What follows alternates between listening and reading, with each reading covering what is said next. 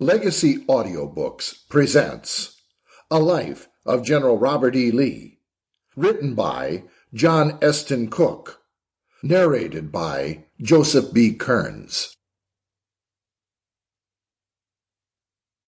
Part 1.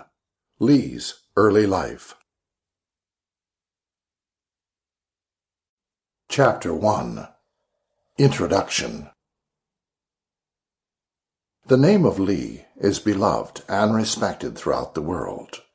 Men of all parties and opinions unite in this sentiment, not only those who thought and fought with him, but those most violently opposed to his political views and career.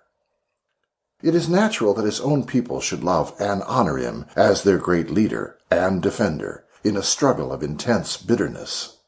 That his old enemies should share this profound regard and admiration is due solely to the character of the individual. His military genius will always be conceded, and his figure remain a conspicuous landmark in history. But this does not account for the fact that his very enemies love the man.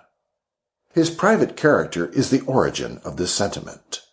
The people of the North, no less than the people of the South, feel that Lee was truly great, and the harshest critic has been able to find nothing to detract from this view of him.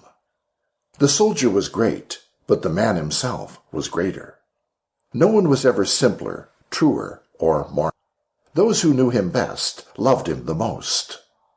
Reserved and silent, with a bearing of almost austere dignity, he impressed many persons as cold and unsympathetic, and his true character was long in revealing itself to the world. Today, all men know what his friends knew during his life, that under the grave exterior of the soldier, oppressed with care and anxiety, beat a warm and kindly heart, full of an even extraordinary gentleness and sweetness, that the man himself was not cold or stiff or harsh, but patient, forbearing, charitable under many trials of his equanimity, and magnanimous without effort, from the native impulse of his heart.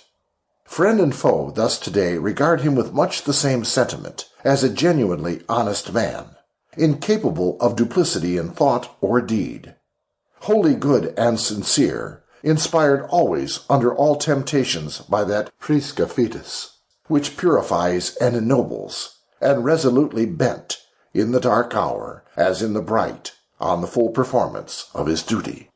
Duty is the sublimest word in our language. He wrote to his son, and if we add that other august maxim, a summary of the principles which inspired Lee. The crowning grace of this man, who was thus not only great but good, was the humility and trust in God, which lay at the foundation of his character. Upon this point we shall quote the words of a gentleman of commanding intellect, a bitter opponent of the South in the war. Lee is worthy of all praise. As a man he was fearless among men. As a soldier he had no superior and no equal. In the course of nature my career on earth may soon terminate. God grant that, when the day of my death shall come, I may look up to heaven with that confidence and faith which the life and character of Robert E. Lee gave him. He died trusting in God as a good man, with a good life, and a pure conscience. He had lived as he died, with this supreme trust in an overruling and merciful providence.